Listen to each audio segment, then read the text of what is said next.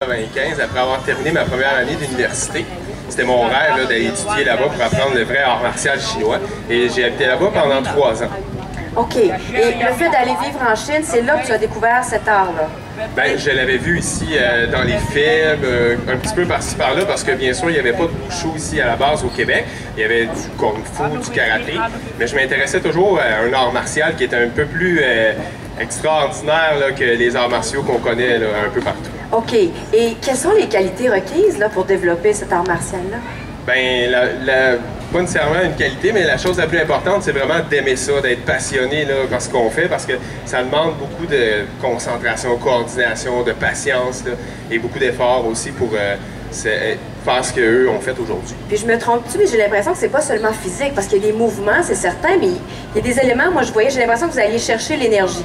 Est-ce qu'il y a une dimension plus spirituelle? Là? Je sais pas, j'utilise les bons mots, oui, mais... Oui, exactement. Donc, c'est sûr qu'on utilise toujours la force physique, mais on utilise aussi beaucoup l'énergie interne, là, le chi, que certains vont appeler en tai chi ou dans plusieurs autres arts martiaux. Alors, on combine les deux, l'intérieur et l'extérieur, pour avoir un petit plus, qu'on dirait. Là. OK. Puis, est-ce que tu veux nous présenter? Ils sont à côté de nous. J'aimerais bien si tu pouvais me les présenter parce qu'ils ont été... moi, ils m'ont beaucoup impressionné. Peut-être les nommer, les gens oui, je vais les nommer. Ils feront un salut. Pascal. Bravo. Ensuite, on a Jonathan. Bravo. Joey. Brendan. Martin. Et Sophie, qui est la plus jeune. Bravo! Et vous pratiquez à quel endroit? Êtes-vous d'ici, de Drummondville? Oui, bien sûr. Nous, notre école est située juste en face du marché public sur la rue Saint-Jean. Ah, OK, on n'est pas très loin, là. Non, pas très. OK. Puis, qu'est-ce qui t'inspire dans tes mouvements? Y a-t-il des personnalités ou des gens qui pratiquent l'art martial de qui tu t'inspires pour créer, toi, tes numéros? Ben, en fait, je n'écris pas parce qu'on garde comme l'aspect original là, de Chine, j'invente rien.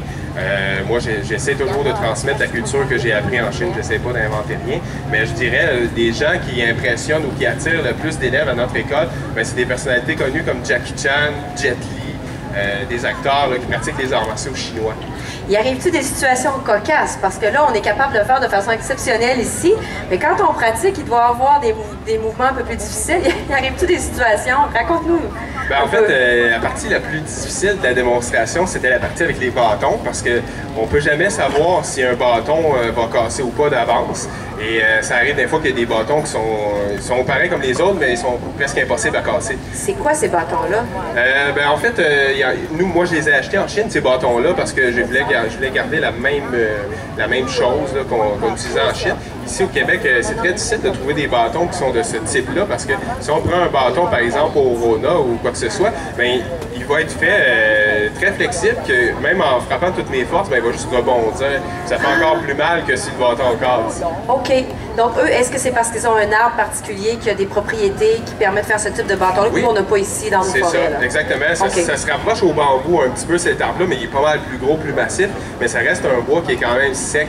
Donc, c'est un petit peu plus facile à casser que des bois comme du bois franc ou de l'érable. Ça serait impossible. Non, on pratique pas ça chez nous. Là. On a vu ça, mais à la maison, on ne s'essaye pas avec un bâton. Là, je viens de comprendre qu'on n'a pas les bons bâtons pour ça. Est-ce qu'on doit avoir fait des arts martiaux déjà avant de faire celui-là ou on peut débuter par celui-ci? On peut débuter avec ça. La plupart des élèves ont commencé avec ça. C'était pas des champions d'arts martiaux de d'autres formes avant. Là. Alors, ça suffit de pratiquer. La plupart en font depuis 1 à 4 ans. OK. Wushu, est-ce que c'est un terme qui signifie quelque chose en particulier en chinois? Le mot wushu signifie art martial. OK, ça s'explique. Là, on nous reste 1 minute ensemble. J'ai envie que tu nous racontes. Tu étais en Chine. Qu'est-ce que tu as vu en Chine? Comment tu as trouvé la Chine? Bien, beaucoup de gens, comme par exemple dans mes élèves qui veulent aller en Chine, ils pensent toujours, bon, comme dans les films, mais c'est totalement différent. Moi, j'étudiais dans une université et c'est sûr qu'en 1995, déjà, il n'y avait pas tant d'étrangers qui se promenaient en Chine. Après les Jeux olympiques, il y en a eu. Alors, moi, je dirais une des choses qui m'a marqué le plus, c'est que les Chinois n'étaient pas habitués de voir des étrangers parce qu'eux n'ont aucun immigrant. Alors, aussitôt qu'ils voyaient un blanc-bec se promener, ben, il y avait au moins une cinquantaine de personnes qui se retournaient là, vers moi, même qui me pointaient des fois à regarder l'étranger là-bas. La peau blanche, déjà. Exactement. Donc, quand tu rentres dans l'autobus, t'es comme une vedette de cinéma. Là. OK. Puis culturellement, la cuisine, par exemple, est-ce que la cuisine, souvent, les gens d'ici vont manger dans des restos chinois. Ça ressemble pas mal, mais je dirais que c'est un peu moins gras.